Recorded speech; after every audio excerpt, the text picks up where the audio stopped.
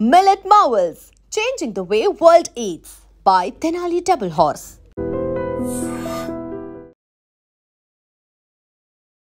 Welcome to నేను ఉదయశ్రీ. బోడుపల్లిలో జరిగిన ఒక ఇన్సిడెంట్ గురించి మనం మాట్లాడుకోబోతూ ఉన్నాము. మహేందర్ రెడ్డి, స్వాతి ఇద్దరు కూడా ప్రేమించి పెళ్లి చేసుకున్నారు. కానీ కనీసం నెలలు కూడా వాళ్ళు కలిసి కాపురం చేయలేదు. ఎవరినైతే అంతగా ప్రేమించి పెద్దలను ఎదిరించి పెళ్లి చేసుకుందో స్వాతి భర్త చేతిలోనే హతమైంది. చాలా దారుణంగా హత్య చేశాడు. మరి దీని గురించి మాట్లాడడానికి మనతో ఉన్నారు motivational speaker, family counsellor, public speaker Rajani Rama గారు. మాట్లాడదాం. నమస్తే అమ్మ, వెల్కమ్ టు అవర్ స్టూడియో. కొన్ని సంవత్సరాలు ప్రేమించుకున్నారు.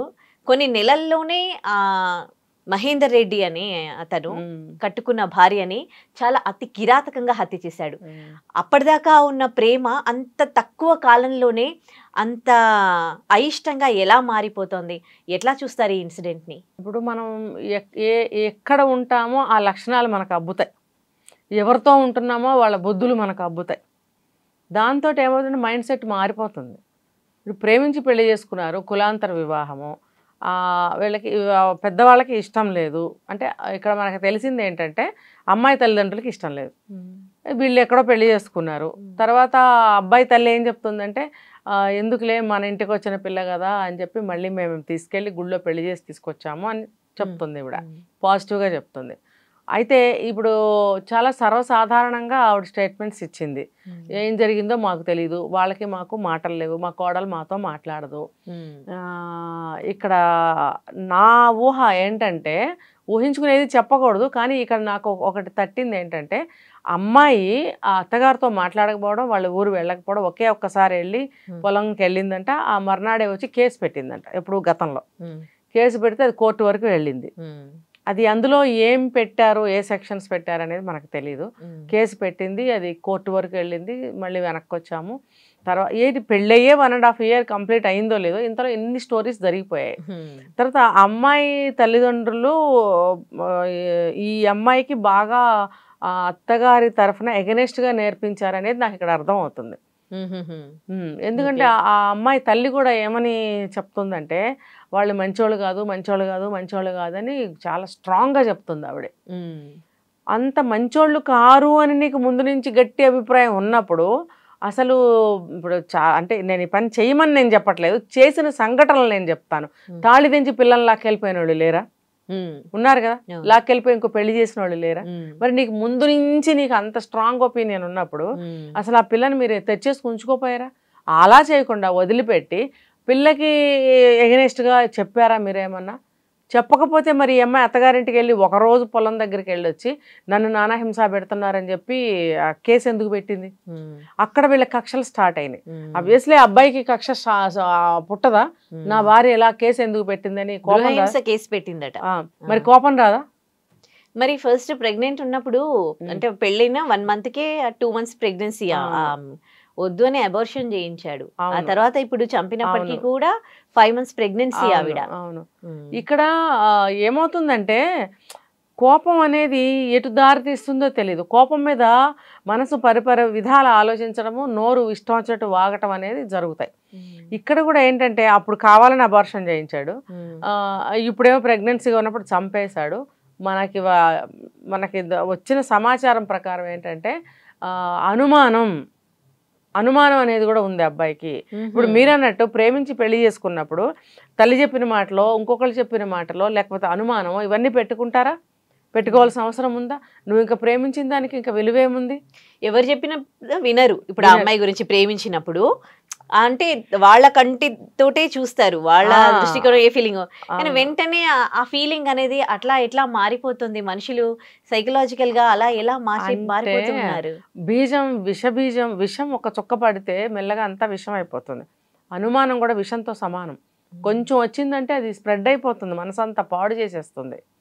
ఇప్పుడు అక్కడ విన్న కథనాల ప్రకారము తల్లి చెప్పడమేమో మాకు వాళ్ళకి సంబంధం లేదు, మేము వాళ్ళతో అంటే కొడుకు కోడలతో మేము మాట్లాడి కూడా ఇంతకాలం అయిపోయింది, మేము వెళ్ళము, వాళ్ళు రారు, వాళ్ళు ఏమయ్యారో మాకు తెలియదు, మాకు సంబంధం లేదు. ఇప్పుడు వీళ్ళు అడిగారు మరి అబ్బాయికి ఎటువంటి శిక్ష చేయాలంటే, చంపుకుంటారేమో చంపుకోండి, నాకేం సంబంధం లేదు అంటే అక్కడ కొంతమంది ఏమైనా అనుమానం వ్యక్తం చేశారు, ఈవిడ ఎందుకు ఇలా మాట్లాడుతుంది, ఈవిడే చేయించిందా అని అంటున్నారు. కాకపోవచ్చు, ఆవిడేంటి ఆ బాధ ఆవిడకే ఉంటుంది కదా, ఇంతంత చేశారు మా మీద, మేము అసలు చచ్చిపోయాడు అనుకుని మేము వదిలేసుకున్నామని చెప్పింది.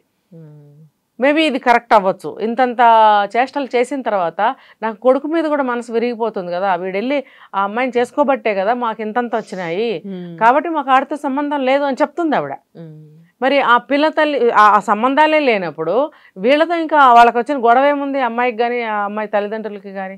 వాళ్ళు కూడా ఏమి ఇవ్వలేదు కదా, కట్న కానుకలు కూడా ఏమి ఇవ్వలేదు. అలాంటిది ఏమన్నా ఉందా అంటే ఈ అమ్మాయి వెళ్ళి అసలు అక్కడ ఉండనే లేదు, గృహహింస పెట్టే ఛాన్సే లేదు, ఆ కేసు పెట్టే ఛాన్స్. మరి ఎందుకు పెట్టినట్టు ఆవిడ చెప్తుంది, ఒకే ఒక్క రోజు ఉంది మా ఇంట్లో, వెళ్ళి కేసు పెట్టింది ఇంటికి వెళ్ళి అని చెప్తుంది. సరే, ఇవన్నీ కక్షలకి, కోపాలకి, పగలకి దారి తీసాయన్నమాట.